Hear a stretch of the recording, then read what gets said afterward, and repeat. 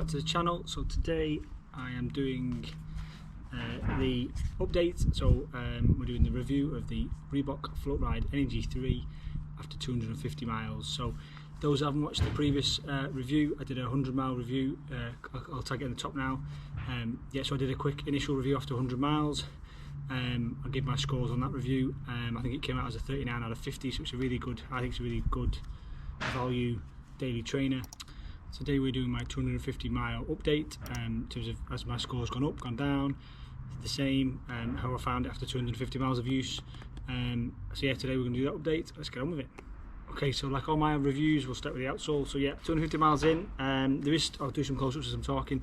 There is starting to be a little bit of wear, so the lateral edge of the heel, the inner edge a little bit, and then again a little bit around the forefoot.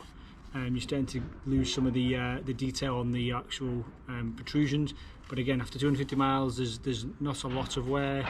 The rubber's standing up really well. I've used this on all different sorts of terrain, so generally road and pavement, a bit of gravel, paths etc, canal tow paths, a tiny bit of grass, but yeah, all conditions, wet weather, dry weather.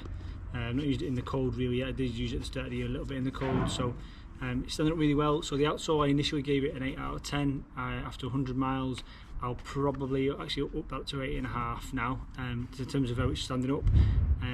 I'll go into durability a bit later on, but yeah, I think the outsole's gonna last really well.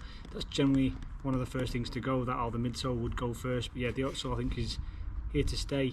The protrusions are starting to wear down gradually after 250 miles, but you think another 250 miles and I might get down to the actual rubber outsole itself rather than just the protrusion. So I think it's got plenty of miles still in it, so yeah, I'll give it up to 8.5 for the outsole. Okay, so outsole done, midsole next. So again, this is the energy, the Floatride Energy foam from Reebok. It's the third iteration of it. It's just an EVA, no carbon plate, no nylon plate.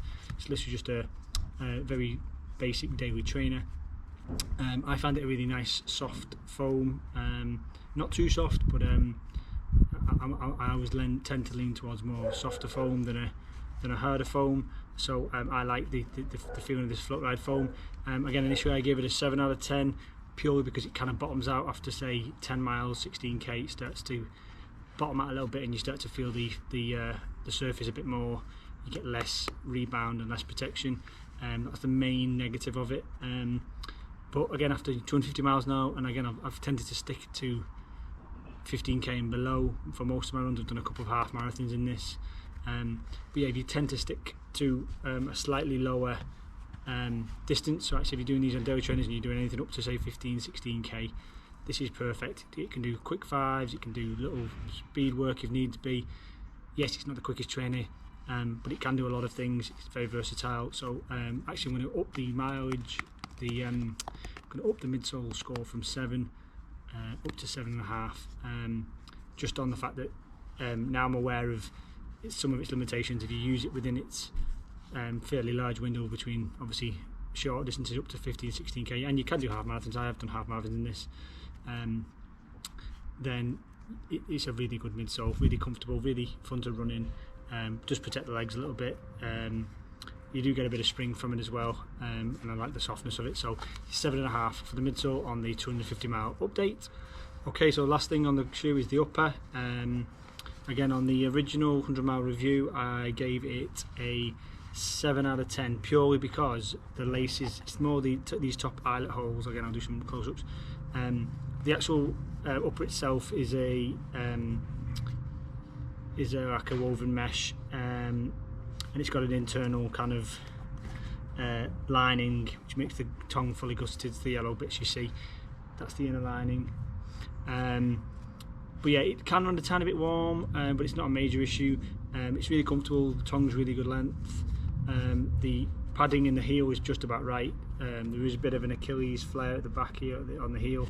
The pocket is slightly reinforced, again just about right. It's fairly firm but not too much. So the only major drawback was the lacing. I'll probably keep it at 7 out of 10 just because it's not got any looser. I thought maybe over usage these top two eyelet holes would loosen off. So the main bit is it's not really easy to get locked down. It feels kind of hard to tie the laces down in terms of it rubs a lot on these top couple of eyelet holes. They could be bigger or a better lace maybe. One or the other would make it a bit smoother. So some of my other running shoes, I don't even notice it. I notice it on these, just the kind of rubbing of the laces coming through the holes. So that's the only major drawback of the upper. I'm maybe picking at nits and maybe being slightly harsh, but it is a mild irritation for me. It's the only thing that lets it down really. Probably the quality of the lace slash the width of these eyelet holes. So yeah, so 7 out of 10 for the upper, because it said again no wear and tear after 250 miles. I think that's going to last the duration. Okay, so the last two now, we've done outsole, midsole and upper. I generally finish with a durability prediction and then a value score, and that gives us me total score out of 50. So durability, I think I originally predicted on the 100-mile review was about 600 miles for the shoe. I don't think I'm going to change that, so like I said, we're 250 miles in. The outsole is showing a bit of wear but not a lot. The midsole's fine, no creasing, it's not really dyed. Upper's got zero wear and tear whatsoever, and I have kind of battered the other day. I went out in a thunderstorm, it got completely submerged. I was running through over flooded streets, etc., and again it's just dried out and it's come out looking exactly as it did. There's no wears, no signs of rips or strains or anything like that. So yeah, I'll give it a 600-mile durability prediction, which is 1,000 kilometers.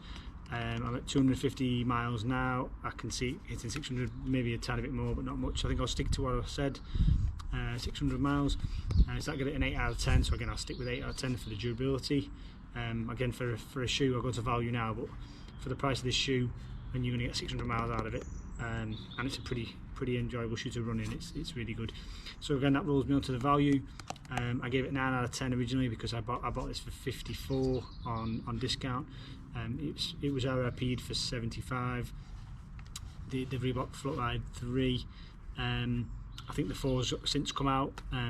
Again, listed at the same price, 75. And again, you can generally find a discount code and get it for less.